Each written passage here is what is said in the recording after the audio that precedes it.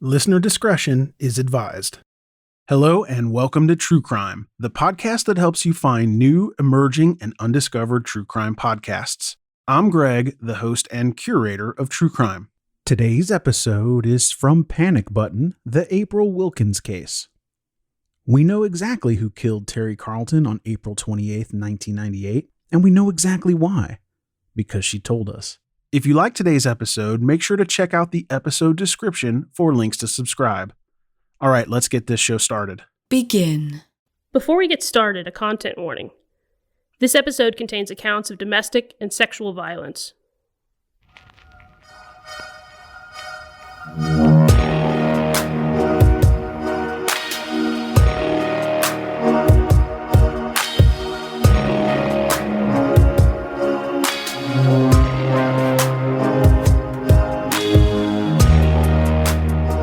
April Wilkens is a middle-aged grandmother who would risk everything if it meant keeping her son Hunter from harm.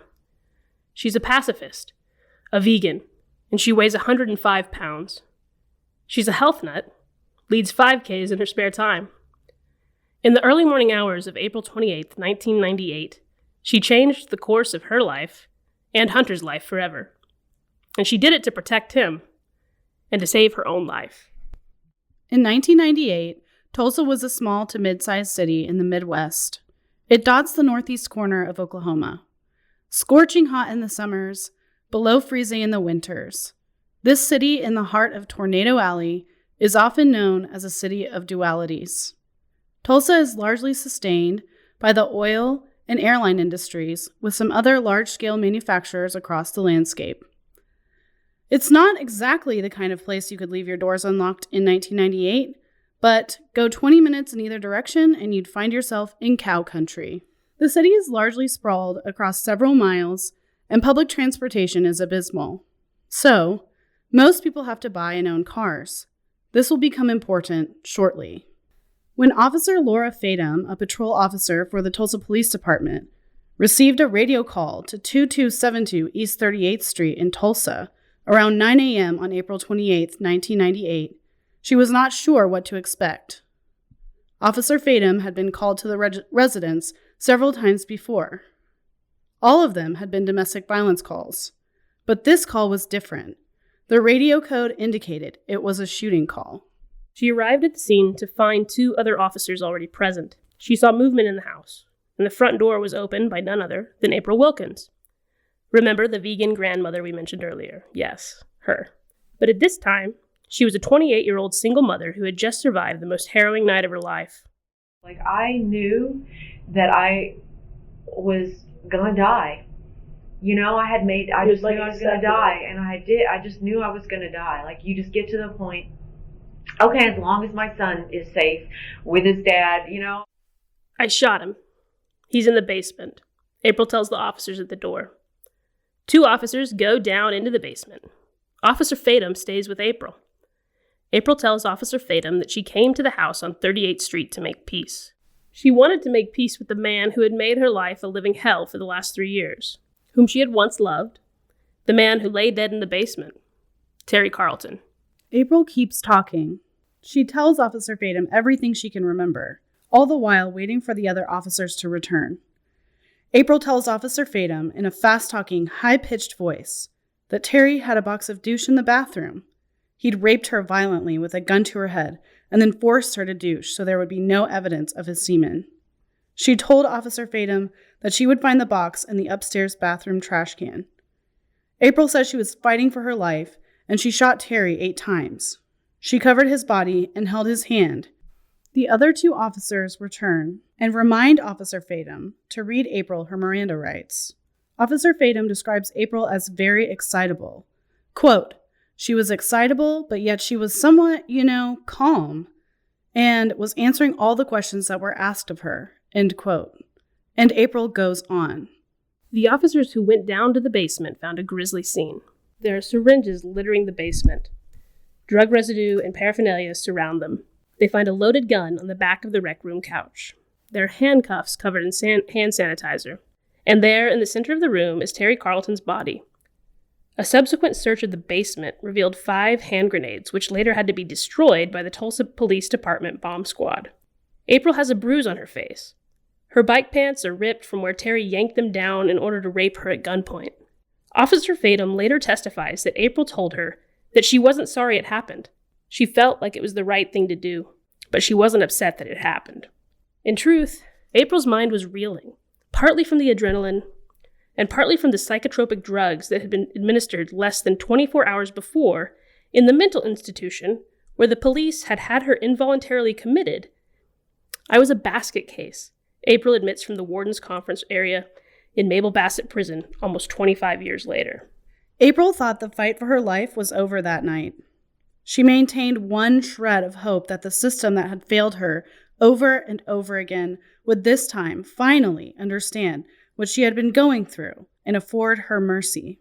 In fact, the system that abandoned April for 3 years prior begins to churn into motion, because for all the times it failed to arrest and prosecute Terry Carlton, it only took one time for the system to arrest and prosecute April Wilkens for first-degree murder. This is Panic Button. I'm Colleen McCarty. And I'm Leslie Briggs. Chapter 1, The Shooting. This is a different kind of true crime story. This is the one where the woman survives, against all odds. This is the one that wakes me up at night sweating.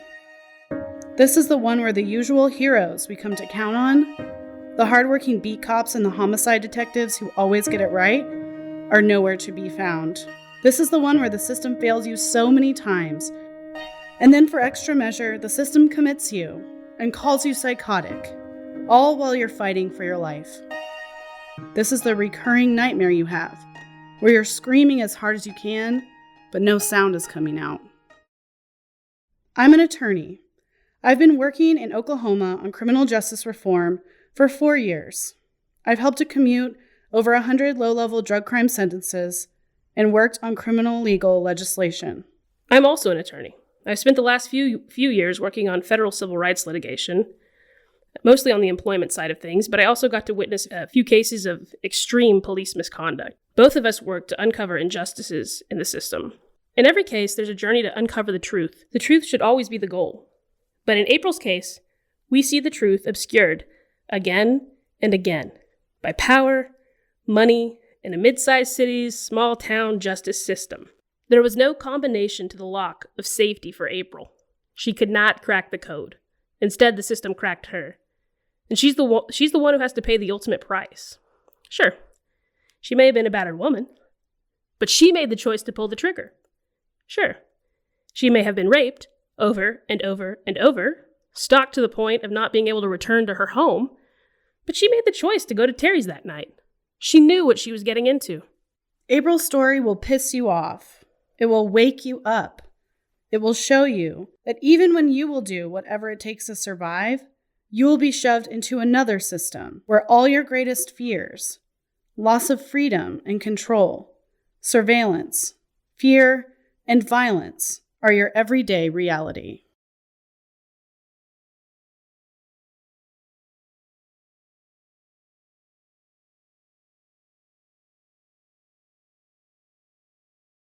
The problem with a story like this is it's hard to know where to begin. There are a lot of twists and turns and rabbit holes. We want to take you down all of them, but we want to avoid giving you tinfoil hat vibes. Sometimes, in order to understand what happened to April, you have to understand what was going on with the Carltons, what was going on in Tulsa, and the reality that April lived every day after she met Terry in September of 1995. We're going to start in the middle of the story and began on April 27th, 1998, 2 days after April's 27th birthday. It's 2 p.m., and April has just been dropped off at a substance use program in Tulsa after serving 2 weeks of involuntary commitment at Eastern State Hospital in Veneta. She breaks out and runs from the program, hitchhiking back to her house in the Brookside neighborhood of Tulsa. When she gets there, she finds her home totally destroyed. April hasn't been home in a little over 2 weeks, but there are sticky notes all over the house with disturbing and threatening messages. The only one that April can remember now is one that says, "April, it's been real." After April went to jail, her mom and her sister Mary had the unfortunate task of cleaning up her house. Here's Mary's description of what they found. They had made like beds on the floor with blankets and pillows and towels, but everything was soiled. It was just disgusting. I've never seen anything like it in my life. I mean, I had to ask Mom, what has gone on here? And my mom looked at me. She says, I don't even want to know. You could not use the bed. The bed was that soiled and that destroyed. And you believe it was semen? Yes. Okay.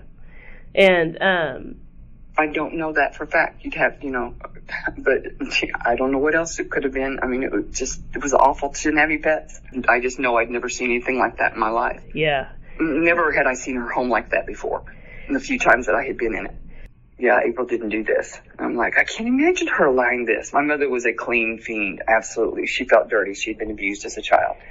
And she was it was ridiculous how clean our home always is. And so April and I tended to be the same way. And I'd never been in April's home when it wasn't immaculate. So this was I just said, what happened here? That's all I kept saying. How could this have, I couldn't get over it. I'd never seen anything like that in my life. I don't want to ever again. Alcohol bottles everywhere. Ends of joints, syringes. This stuff was everywhere. When April described the home to us, she told us that it looked like Terry had poured liquid all over the floor and the furniture inside her house. Here's Mary's take on that. It looked like the least urine, but I would have thought it looked like semen. It didn't look like any liquid I've ever seen, other than And maybe I'm wrong. Maybe it was something else. Did it seem like urine or semen? It didn't look like anything else other than that to me. We didn't touch any of that. We just didn't. Mom said, be careful. Anything you touch for needles and stuff. We just collected her clothing and pictures and things like that so she wouldn't lose everything. April's house has been ransacked. She's missing clothing and electronics and various other pieces of personal property. And April is scared. She knows who did this. She doesn't know what to do about it. She can't call the police, partly because she has in the past, and it has never helped the situation. Partly because she literally can't. Her phone lines were cut a few weeks earlier by the same person who destroyed her home and took her stuff. April leaves the house as quickly as she can. She goes walking around Brookside and Riverside for hours. Eventually, she stops at the Blue Rose Cafe and tries to page her friend, Luke Draffin. He doesn't answer and doesn't call back. She eats fries, drinks a Coke, and she's out of there in a little under an hour. She keeps walking, trying to clear her head. But then dusk comes on, and April heads back to her house, which is, of course, still a very frightening scene. So, April changes clothes, puts on running pants, a biking vest and top, and grabs her rollerblades. She rollerblades to her neighbors, the Hugheses, and she visits with them for about an hour and a half to 2 hours, catching up on the neighborhood and trying to figure out if things have been relatively quiet or if there have been more disturbances at her house. That's right, because leading up to the night of April 28th, there had been a lot of disturbing things going on in and around April's home. Exactly. And we're going to get into each of those horrifying incidents throughout this podcast. But so April visits her neighbors and uses her phone. Tries to page Luke again. No answer. She calls her friend Shannon Broyles and asks her to contact an ex-boyfriend, a former police officer, to see if he can help her get a guard dog. She's with the Hugheses until about 10 p.m., and after that, she just rollerblades around for hours. She rollerblades back to the Blue Rose Cafe about midnight, has a pop, and watches the band for about an hour. She tries to page Luke again. He doesn't answer. She keeps rollerblading.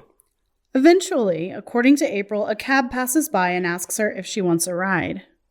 She accepts and asks the cab to take her to Luke's hotel. She has a key to his room, and she doesn't feel safe at home. It's dark. April remembers it being very dark, the middle of the night. She goes to Luke's hotel, which is at about 11th and Mingo. He had previously given her a key. Even though she had a key, she didn't want to be rude and simply go up to his room, so she asks the front desk to page him, and they do. He won't see her. We're going to learn later, and Luke Draffin actually testifies at trial, that Terry Carlton had offered him $5,000 to stay away from April at this point.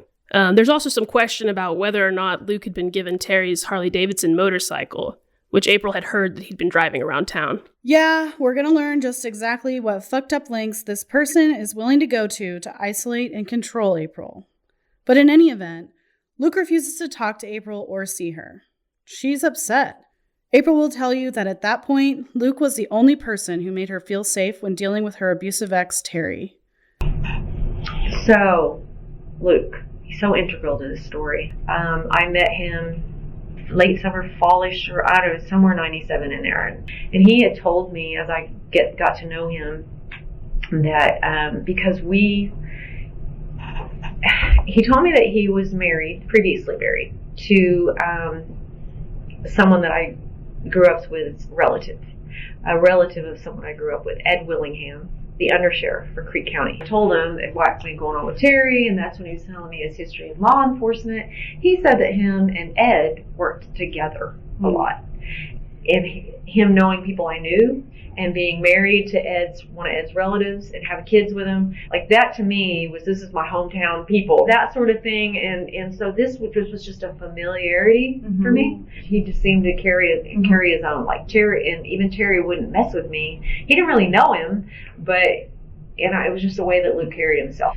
So that's the story with Luke, and that's why I really gravitated towards Luke. And he was like, hey man, all this work in law enforcement, I'll help you. I can help you. And now Luke won't even talk to her. She goes outside, throws her backpack on the hood of his car, and puts his hotel key on the visor. According to the testimony of Officer Jane Masick, someone anonymously reported a disturbance of a woman beating up a car in the hotel parking lot. But when the officer arrives on the scene, no disturbance and no woman. Officer Masick is leaving. She comes upon April rollerblading in the dark. April flags her down and asks for a ride home.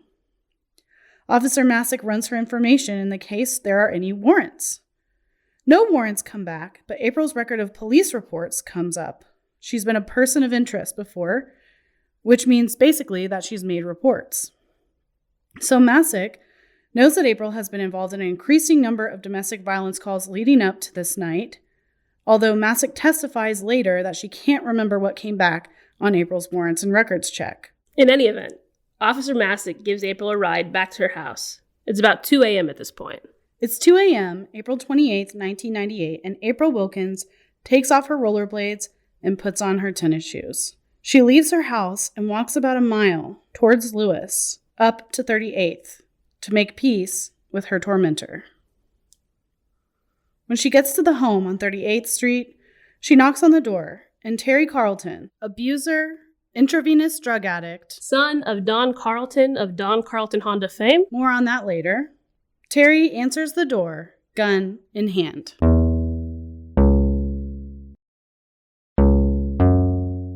So there's April, in her athletic gear, up almost 24 hours straight, having just been released from involuntary commitment in a mental institution. She'd had French fries and a Coke for dinner after walking all afternoon and rollerblading most of the night. And there's Terry, April's longtime abuser, with gun in hand. Immediately when April enters his home, he starts trying to get her to go upstairs where the bedrooms are. She resists, and they go downstairs into his basement, which is like an entertainment area. There's couches, guitars, and drug paraphernalia.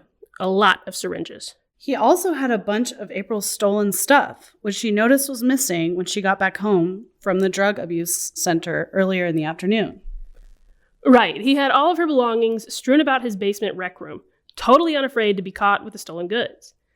And April tries to laugh this off. It's totally bizarre, but she's trying to keep the mood light and cordial. She wants Terry in a good mood so she can make peace with him, move on with her life. All April wanted when she went over that night was to make peace with Terry and have some kind of resolution so that she could live her life safely and without being stalked, harassed, or threatened. Right. And that's unfortunately not at all how this night plays out. Everything leading to this moment has been one violent escalation after another. And we promise we're going to break all of that down for you guys on this podcast. But in the early morning hours of April 28th, everything is about to get much, much worse. So now, April and Terry are in the basement lounge. Terry has April's stolen goods all over the place, and his tone and demeanor begin to shift, from cordial to short-tempered. I think it's important to remind everyone here that even though you don't have all the details of their history together, this shift in demeanor is something that April has experienced a lot in the past. Right. She knew what this shift meant. She knew how quickly things could escalate if she did not tread lightly. And at this point, Terry becomes insistent that they do drugs together. As we've mentioned, Terry is a drug addict. April has been abusing drugs. Despite what's about to unfold, she tests negative for any substances once the police arrive. So April tries to resist taking the drugs. She rebuffs Terry's insistence. This, of course, agitates him. April can tell he's beginning to lose his temper. So she relents. She convinces him to let her mix her own methamphetamine, and she makes a weak solution, makes it as weak as possible. They shoot up meth. It's about 5 a.m. now, and Terry is getting more and more agitated. And April asks to use the bathroom to get away from him for a moment so he can cool off. She goes to the upstairs to the second floor, bypassing a bathroom on the first floor. And that fact is going to become a bit of a piece of contention when we get to the trial. There's a lot of contention at trial. At this point, Terry was agitated, short-tempered, but not making direct threats toward April. All that changes when she opens the bathroom door. She opens the door on the second floor, and there's Terry with a .22 in hand. Terry tells April he's tired of waiting around on her and that she's never going to come around. He has the gun pointed at April, and he's blocking her exit to the stairs. He tells her that she owes him a fuck, and he's going to take it. He drags and pushes April to the bedroom. So there's going to be a discussion of rape here in some detail, and we just want to give you a little extra warning if you want to skip forward a bit. But at this point, April is terrified. Terry is trying to get April to commit to being with him if he will agree to go to drug rehab again. April cannot and will not make any further commitments to Terry, not after 3 years of increasingly violent abuse. Terry pushes April onto the bed. At first, he puts the gun on the nightstand, and then he changes his mind, places it on the bed within his reach next to her head. Terry tells April he's going to rape her and then kill her. He rips her shoes off and throws them across the room. He's trying to rip her pants off, but he can't get them off all the way. They remain stuck around her ankles. They're running pants that have these little zippers. He lifts her shirt up, and he begins to physically assault April. He penetrates her digitally, and then he vaginally rapes her.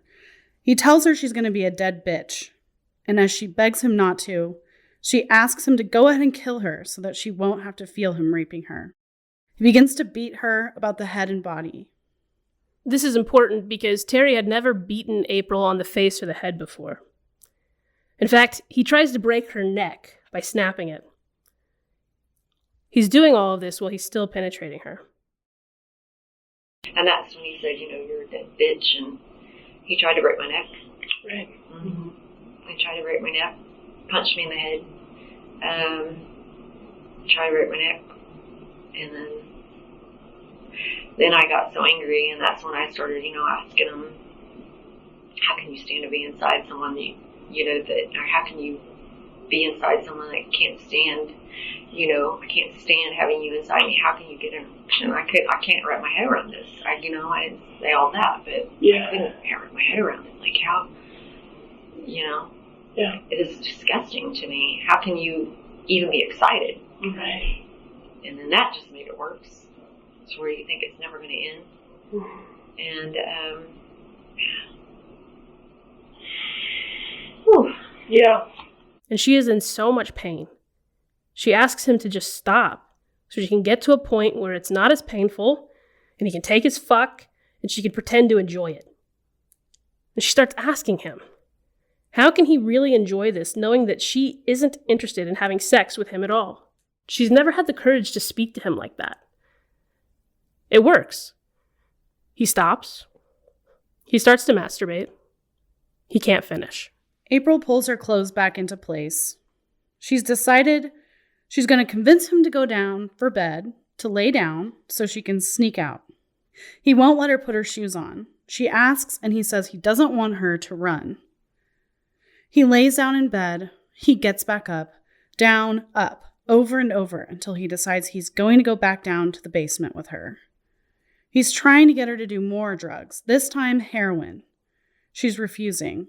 He's getting angry. He mixes a concoction of heroin and meth and demands April shoot up from this mixture. April's never done heroin before, and tonight isn't the night she wants to start. April manages to square her syringe out on the ground, pretending to shoot up while Terry is having trouble finding a vein. Terry is spinning out. He makes April clean syringes for him so he can try a new syringe in the vein. While Terry is struggling to shoot up his mixture, April asks to use the phone, and to her surprise, Terry lets her. She goes upstairs to call for help, but she doesn't call the police. And you're going to learn why throughout the course of this podcast, but for now, you just need to know that anytime the police got involved, it always made Terry more violent afterward. So she's upstairs. She sees the gun from her earlier rape and Terry's police scanner. She gathers up some money, Terry's credit cards, the gun, the scanner, his keys, and the garage door opener. Remember, it's the 90s, and April doesn't have any money or wallet on her. If she's going to flag a cab or get a hotel to hide, she's going to need some money. April's frantically trying to prepare a bag so that she can escape. That is the ultimate goal. She remembers the gun in the top dresser drawer, and she grabs it and sticks it in her back pocket of her biking vest, right in the small of her back. When asked later at trial why she grabbed the gun, she stated, quote, "My first instinct was so that he couldn't use it on me, and secondly, to be able to protect myself, you know," end quote. She's listening intently to Terry's movements in this old house. You can hear every creak and step he makes. She's packing her son's camera case with cash, cards, and keys. Then she puts the camera case in a backpack and sets it by the back door. She quietly creaks open the back door so that it won't make any noise when Terry ultimately goes to lay down. April knows from experience that Terry is faster than her, and she knows that he can catch her if she just breaks for a run. She knows this because he has chased her and caught her by the hair and dragged her back inside. This was witnessed by both April's neighbor, Glenda McCarley, and Terry's neighbor, Dr. Laughlin. She is afraid to make a run for it due to her past experiences. April goes back to the basement, still waiting for Terry to lie down so she can escape. And suddenly, without warning, he barrels back downstairs frantic. April's sitting in a chair, sterilizing syringes, as Terry had asked her to do. He bursts into the room, and he handcuffs her, with her hands in front. And he says, "Bitch, where's the gun?" Then he jerks her out of her seat and begins to pat her down on the sides for the gun. Internally, April is panicking because she knows if he finds it, she's dead. Terry doesn't find the gun on her. Quote, "He told me he couldn't trust me, that he didn't believe that I didn't have the gun. He said he was going to kill me, but first he was going to rape me up the ass. Then he was taking me to the couch." End quote. For some reason, Terry forgets what he's doing for a second and he lets April go. Her mind is racing. She knows when he goes to sodomize her, he's going to find the gun. He briefly turns back to her, continuing toward the couch. While he's turned, she twists her handcuffed arms back and is able to grab the handle of the gun.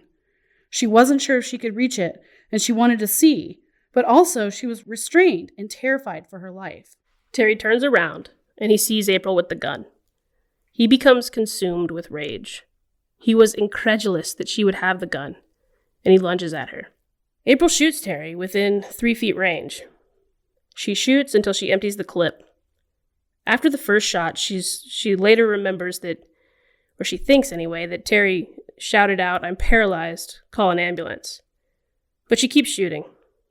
This is how her dad taught her. She grew up, and we'll talk about this in later episodes, but she grew up in Kellyville. She grew up around guns and she knew how to shoot. Her father taught her, if you're shooting to protect yourself, you always empty the clip. In the spring of 1999, a year after the shooting, April was tried by the state of Oklahoma. The case is called State of Oklahoma versus April Rose Wilkens. The state, the district attorney, represents us, the people of Oklahoma. After her trial, a jury convicted April of murder in the first degree. Premeditated, malice aforethought murder is what we call it here in Oklahoma. The only sentencing choices were life or life without parole. It was left up to the jury, and they chose a life sentence for April. She was transferred to Mabel Bassett Correctional Center, Oklahoma's only maximum security women's prison. We visited April for the first time, the first of what I hope are many visits, a little over a week ago. Mabel Bassett is about an hour and a half from April's old house at 35th and Quincy in Tulsa. During April's testimony at her trial, her attorney asked her, "Did you feel like you had any options at that point when you fired the gun?" "I had no options. It wasn't a feeling. I had no options." That's April's response. Her attorney says, "Why didn't you?" April testifies, "My only option was to risk my own life and safety again in the chance that he wouldn't kill me. And that wasn't an option. That wasn't an option. I didn't even think about it." So, what should she have done? Lived or died? Those were her choices. I'm sure the people on the jury felt there was another option, that April should have just left. She should have left Terry, left her home, left her city, and left her son. The people of the jury had never been abused, chased, stalked, threatened, raped, or made to feel powerless. They had never been dragged back inside by their hair. They had never been abused as children, or if they had, they didn't disclose it during voir dire. They didn't have all the information. But we do. Thanks to the tireless efforts of April's niece Amanda, who is a librarian, we have access to all the court documents, all the police reports, and all the evidence that wasn't heard at trial. This season on Panic Button, can money buy you a murder conviction? Could April have been an intelligent woman who also made extremely complicated choices that put her life in danger? Could April have been a traumatized abuse victim and a mental patient and still have been smart enough to plot a premeditated murder? Can we look at the mistakes of our past and reckon with the injustices of a sexist, cruel justice system? Has our understanding of domestic violence changed enough to accept that 25 years is long enough to serve on a crime for which you were simply defending yourself? When power and money buy you everything, the voices of those you've oppressed will eventually grow to a voluminous roar. We hope you'll listen as we take you through what happened to April, what happened to Terry, the trial, and the aftermath, and the 25 years since April's been sent to Mabel Bassett. Join us for Season 1 of Panic Button. I'm Colleen McCarty. And I'm Leslie Briggs. Panic Button is a co-production of Oklahoma Appleseed Center for Law and Justice and Leslie Briggs. We're your hosts, Colleen McCarty And Leslie Briggs. Our theme music is Velvet Rope by Guillaume. The production team is Leslie Briggs with occasional help from Rusty Rowe. Special thanks to Lynn Worley, Amanda Ross, and Ashlyn Faulkner for their work on this case. If you or someone you know is experiencing domestic abuse, use a safe computer and contact the National Domestic Violence Hotline at thehotline.org or call 1-800-799-7233. Help others find our show by leaving us a rating and writing a review. Follow us at OK_Appleseed across all social platforms. You can subscribe right now in the Apple Podcasts app by clicking on our podcast logo and then clicking the subscribe button. If you want to continue the conversation with other listeners, please join our Panic Button podcast community on book clubs. Join for free at bit.ly/3NRHO8C. Thank you so much for listening.